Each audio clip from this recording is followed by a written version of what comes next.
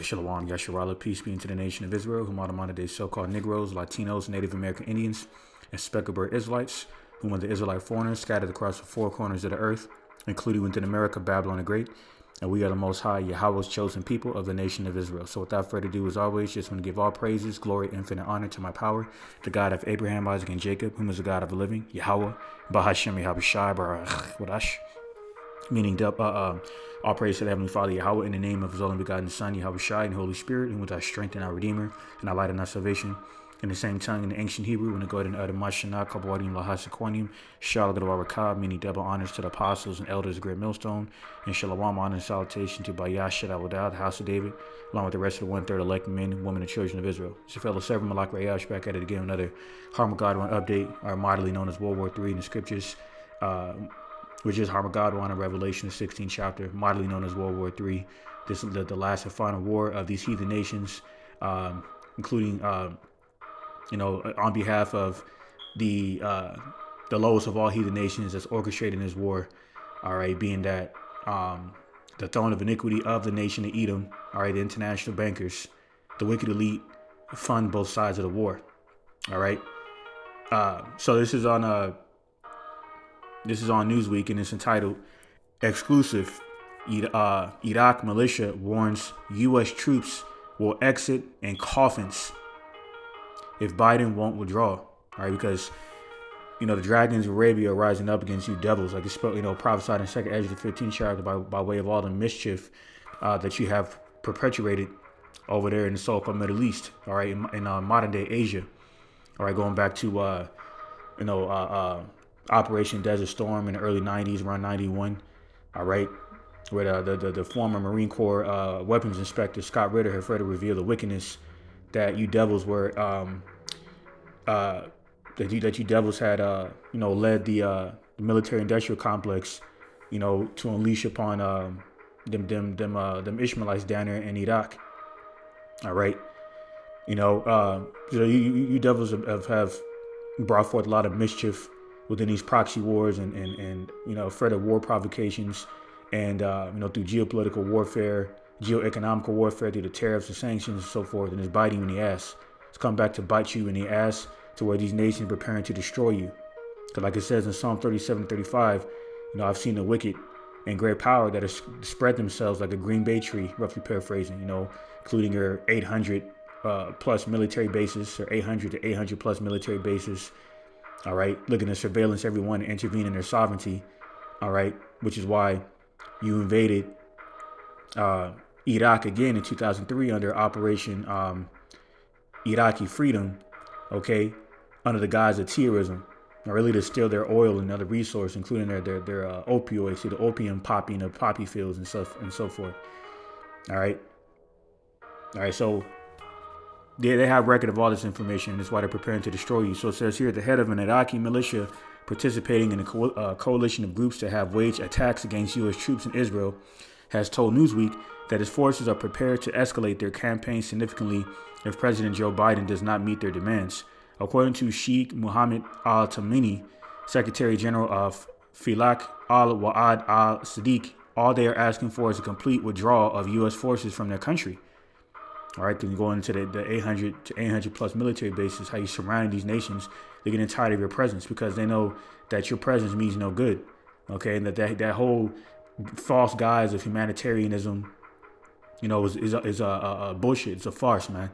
All right, and these other nations are going to do something about it very soon. That's why the war drums are beating louder and louder. Like it speaks about in Jeremiah 51, around the 46th verse. All right. So it says a group whose name translates to the True Promise Corps is one of the several factions that have banded together as part of the Islamic resistance in Iraq, which launched a campaign of nearly daily rocket and drone attacks against U.S. forces stationed in Iraq and Syria in October, shortly after the war between Israel and Hamas erupted in the Gaza Strip. All right, the offensive took a deadly turn in January when 3 U.S. soldiers were put to death on the border of Jordan and Syria. All right, so jumping down. Let me jump down here. With these assurances, a number of Islamic resistance and Iraq militias largely paused their campaign, instead turning their sights on Israel itself. But as weeks passed with little sign of progress and reports of new attacks on U.S. positions, Tamini has warned U.S. troops will be met with an offensive that goes far beyond even Hamas' devastating October 7, 2023. Attack on Israel should the reckless, senile Biden ultimately fail to withdraw U.S. soldiers from the country. And there's another ensign of shameful spewing being cast upon your glory, like it says in Habakkuk, the 2nd chapter, which is why I named the 3rd chapter, where it speaks about you being considered a gazing stock and a laughing stock, because the curses of Israel are being transitioned over to you Edomites. All right. It says here, here's a point. It says, if the agreement is not achieved, we will expel the Americans and their coffins from Iraq. Okay, a blatant direct proclamation of war.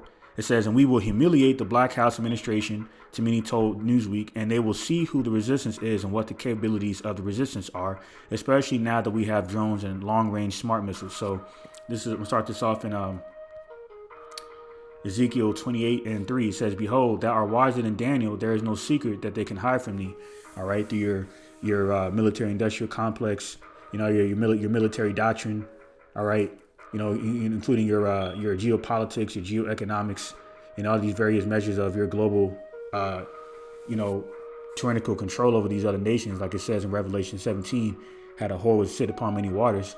All right, they're prophesied to destroy you, man, to destroy America, Babylon the Great. All right. So it says, because of the innermost parts of the wickedness of the Edomites is being further exposed. All right, because you're wiser than Daniel on the left-hand side. All right, the modern-day Chaldeans. Okay, warlocks of the modern day Assyrian Empire, right? The bloody city. All right. Ezekiel 28:4. With thy wisdom and with thy understanding, thou hast gotten thee riches and hast gotten gold and silver into thy treasures. And that's why you invade these territories under the false guise of terrorism. All right, including Operation Iraqi Freedom. All right, where you were down there, looking to, create a narrative. All right, like you did in '91 during the Gulf War or during Operation Desert Storm. All right, you invade these lands to steal their resources and perpetuate these narratives as if these other nations are worse than you. Okay, because you use these psychological effects of warfare to sway the public of opinions of the vast majority of the people. Okay, that's why I use that event in the 11th day of September in '01 to associate with Saddam Hussein. All right, so that way you can further perpetrate invading or justify invading Iraq again in 2003, but even Colin Powell had admitted that the Iraqi military was weakened and that they were contained. Okay, because Dick Cheney, got caught lying, about their supposedly being weapons of mass destruction under the guise of terrorism, which justified you devils invading Iraq. All right, so so a part of you invading these areas, was for the resources to ultimately expand to seize the oil and expand the oil throughout the so-called Middle East to Israel, and that's why they're further involved in these war provocations against those who oppose this New World Order agenda, so including Iraq, Iran, the dragons of Arabia, mainly Iraq, Iran, and so forth,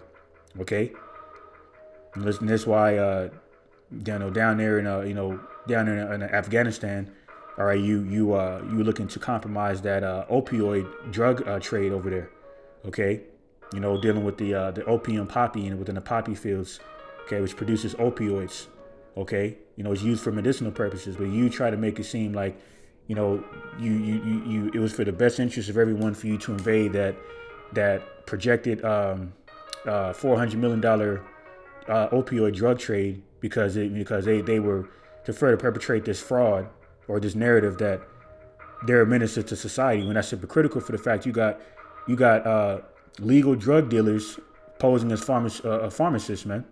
So the wickedness of you devils is further exposing you, making you bare, like it says in Isaiah the 47th chapter. All right. Ezekiel 28:5. By thy great wisdom and by thy traffic hast thou increased thy riches, and thine heart is lifted up because of thy riches.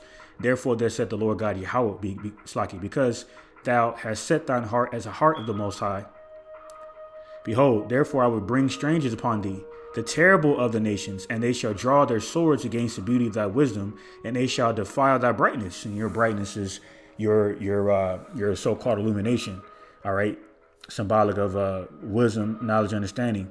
Okay, which is devilish and sensual, like it says in St. James, the 3rd chapter. And that's why in Sirach 19 it says that not all wisdom is wisdom. Okay, so this is a part. This is what has this is what is exposed you and what ultimately disappoints you, man. Okay, all right, because you don't have the best interests of anyone. Okay, you were created to remove peace from the earth, like it says in Revelation 6 chapter. That's why you self-proclaim white people. You self-proclaim white people are Caucasians. You biblical Edomites are being exposed. All right, on behalf of the Dukes of Edom being exposed. All right, so I'm going to grab 2 Ezra 15 and 28. And it reads, "Behold, an horrible vision and the appearance thereof from the east." All right, the eastern hemisphere where this war would take place. So I'm going to precept that with Revelation 16 and 12. And it reads, "And the sixth angel poured out his vial upon the great river Euphrates, and the water thereof was dried up." And that actually happened in real life, a few years ago, for the fulfillment of prophecy. So it says that the way of the kings of the east might be prepared. This guy here. All right. Falik al-Wa'ad al-Sadiq is the Secretary of General Sheikh Mohammed al-Tamimi. All right. And the rest of these, kings of the East. Okay. For the preparing for destruction of their enemy. All right. Their common enemy, America, Babylon the Great, through on behalf of Esau, Edom. Okay. So, it says the rise of Iraq Shiite militiamen. The presence of largely Shiite Muslim militias threatening U.S. troops in Iraq is not a new phenomenon and predates the Israel-Hamas war by more than 2 decades. When the U.S.-led invasion of Iraq in 2003 toppled President Saddam Hussein, rival Shiite and Sunni Muslim factions took up arms to target one another and used U.S. forces viewed as occupiers in a war-torn nation. So they were instigating and further provoking these wars, okay, with ulterior motives. While U.S. troops did ultimately exit in late 2011, unrest erupted once again with the rise of the ultra-conservative Sunni ISIS, and that actually is on behalf of the Israeli intelligence. All right, so that's another thing that's exposing, because that attack that happened in Moscow was both claimed, was claimed by ISIS themselves, okay, and further proclaimed by the U.S. and Putin, because Putin understands what the acronym ISIS, or who it pertains to. It has nothing to do with Ishmael, okay, the so-called Drags Arabia. It has something to do with the Israeli intelligence, okay. Case in point. Matter of fact, let me bring that out real quick.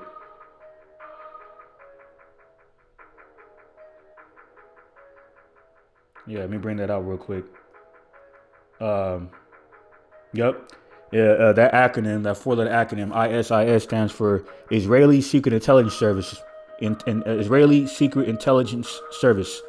Okay, so the jig is up with the wickedness and lies of you devils, the forgers of lies. Okay, and men of sin, the son of perdition. So, mostly Shiite.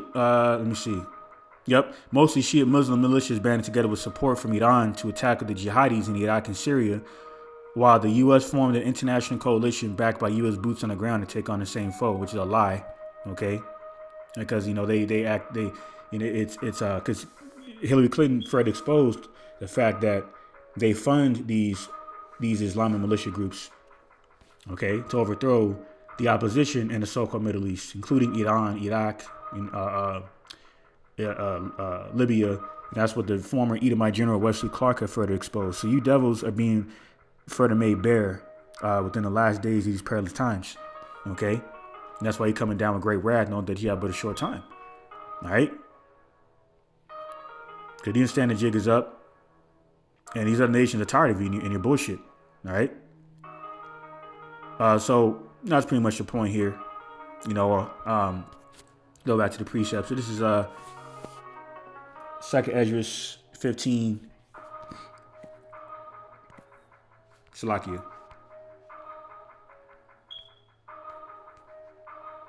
This is Second Esdras 15 and 29.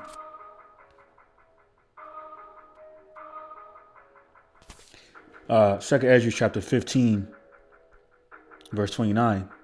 And it reads, where the nations of the dragons of Arabia shall come out with many chariots, and a multitude of them shall be carried as a wind upon earth, that all they which hear them may fear and tremble. All right. And it's talking about the mingled people in the desert. Spoke about in Jeremiah 20 to the 25th chapter, the so-called Muslim nations. All right. Including the modern day Persians or Carmanians, which are the Elamites, mentioned in his precept. So this is verse 30. Also the Carmanians raging in wrath shall go forth as the wild boars of the wood, and with great power shall they come and join battle with them. That's why Iran joined force with the Iraqi military.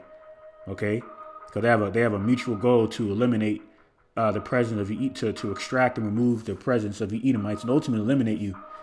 Okay. It says also, Carmanians raging in wrath shall go forth as the wild boars of the wood, and with great power shall they come and join battle with them, and shall waste a portion of the land of the Assyrians. All right, the bloody city in Nahum the 3rd chapter. The modern day bloody city is America. That's why Psalm 55:23 says, bloody deceitful men shall not live out half their days. All right, this is Jeremiah 50 in verse 10. And it reads, and Chaldea shall be a spoil.